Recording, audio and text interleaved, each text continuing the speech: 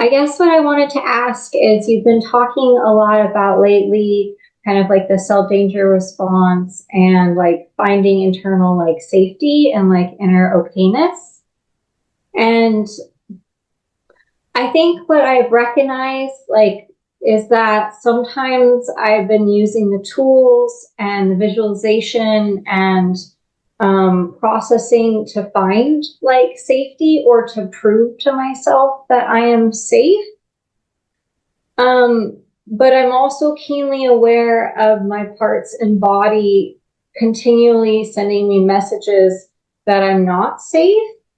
And it's like, how do I find this internally within me when I don't feel it, but I keep trying to show it to me? And I'm also deeply aware of the fact that there are many generations like of family members who cared for me that didn't have internal safety. Yeah. Yeah. It's such a good question. You're going to be asked to hold what we call the tensions of the opposites here. That there might be very real biochemical processes in your body that are symptoms that might even cause suffering, that are sending signals to the brain of this is not okay. That's going to be a stage where you're going to get that feedback. And part of the problem is that the brain has gotten habituated into deciding that symptoms mean unsafe versus, oh, the body has this thing going on.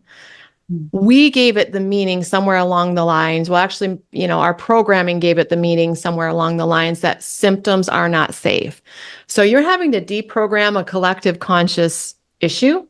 Now, how do we do that? That doesn't mean that the symptoms go away. It doesn't mean that the brain doesn't feel them. It means that some internal conviction that is stronger than your brain's decision that this means this is unsafe needs to come in. And it might mean that even though I have this symptom going on, or my organ is going through this process, or my body is fighting this infection and my body is really busy, the safety is that I am willing to be here with me. I am willing to be here with me with this. I am not going to let my little inner child, my psyche, be alone in this.